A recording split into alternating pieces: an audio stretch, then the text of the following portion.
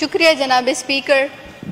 مختلف ممبرز نے اپنے خیالات کا اظہار کیا سیلاب سے ہونے والے نقصانات پر، اور اس اہم مسئلے پر بینگ اے پارلیمنٹیرین میں اپنی ذمہ داری سمجھتی ہوں کہ میں بھی ایکسپریس کر سکوں. جناب اسپیکر، سب سے پہلے میں دعا گو ہوں جو لوگ اس مشکل سے گزرے، اللہ ان کو صبر دے اور ہمارے پاکستان کی حفاظت کرے.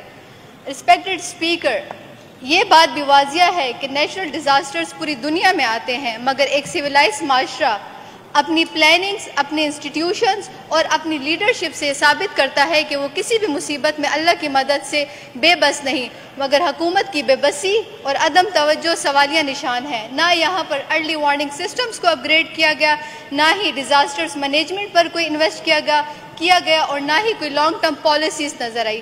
جناب اسپیکر، سیلاب اور بارشوں کا سلسلہ ہر سال جاری رہتا ہے، مگر تیاری صرف پریس کانفرنس، تعزیت اور بیانات تک محدود رہتی ہے.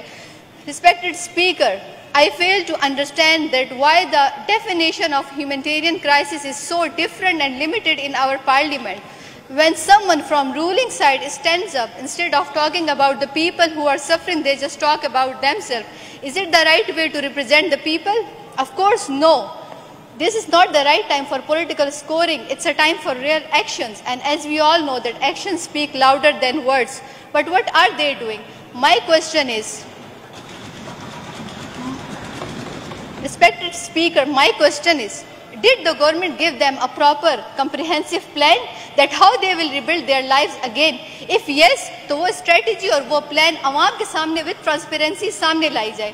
جناب اسپیکر، اس اہم موقع پر میں پاکستانی عوام کا، میں تنظیموں کا، فلاحی اداروں کا، سرکاری اور غیر سرکاری محکموں کا بھی شکریہ ادا کرتی ہوں جو اس مشکل وقت میں متاثرہ خاندان کے ساتھ شانہ بشانہ کھڑے رہے. اور اسی ایوان کے ایکس ایم پی اے جناب مفتی فضل غفور، مدرسے کے طلباء، علماء کرام اور انصار الاسلام کو بھی خراج تحسین پیش کرتی ہوں جنہوں نے اس مشکل وقت میں متاثرہ خاندان کے ساتھ شانہ بشانہ کھڑے رہے. اور اس کے ساتھ جو اقدامات حکومت کو سب سے پہلے اٹھانے چاہیے تھے اور جس پر حکومت کو اسٹیپ لینا چاہیے تھا، اس پر جو رول ادا کیا وہ جے یو آئی نے ادا کیا. ایک منصوبہ اسٹارٹ کیا اخپل کور کے نم سے، جس کا مین ایجنڈا اور مقصد ہے کہ گھروں کی تعمیر، مدرسے کی تعمیر، مساجد کی تعمیر اور مندر کی تعمیر.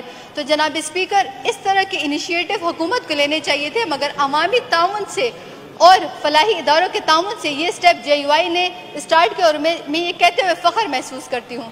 جناب اسپیکر، 2 ہفتے گزر چکے ہیں، وہاں کی عوام حکومت کے اقدامات کی منتظر ہے. بے شک حکومت نے مالی امداد ضرور کی ہوگی، مگر جس چیز کی اشد ضرورت ہے اور جس چیز پر جلد از جلد ہمیں فوکس کرنا چاہیے وہ ہے وہاں کے گھروں کی تعمیر. وہاں پہ جو کاروباری سسٹم ہے اس کو اسٹیبل کرنا چاہیے، اور جس کرب سے اور جس مشکل سے وہاں کے لوگ گزر رہے ہیں اس ٹراما سے ان کو نکالنے کے لیے ہمیں سائیکالوجسٹ کیمپ لگانے چاہیے، ایکسپرٹ سائیکالوجسٹ اور کاؤنسلرز کو بھجوانا چاہیے. جناب اسپیکر، کرنٹ سچویشنز کو ٹیکل کرنے کے ساتھ ساتھ ہمیں مستقبل کے لیے بھی منصوبہ بندی بنانی چاہیے تاکہ اس طرح کے مشکلات یا اس طرح کے نیچرل ڈیزاسٹرز کو ہم کیسے ٹیکل کر سکتے ہیں ان فیوچر. ہمیں اپنے انفراسٹرکچر کو اسٹرانگ بنانا ہوگا، ہمیں سیف کنسٹرکشن پر فوکس کرنا ہوگا، ہمیں بہت سے پروجیکٹ جیسے کہ ایفورسٹیشن، ڈیفورسٹیشن، پلانٹیشن اور اس طرح کے کئی پروجیکٹس ہیں، اس پر کام کرنا ہوگا. جناب speaker, I wish to draw the attention of this august house that leave everything and move towards the main point. I know that Rome was not built in a single day, but we have to take little and immediate step for the positive change of our province. Thank you.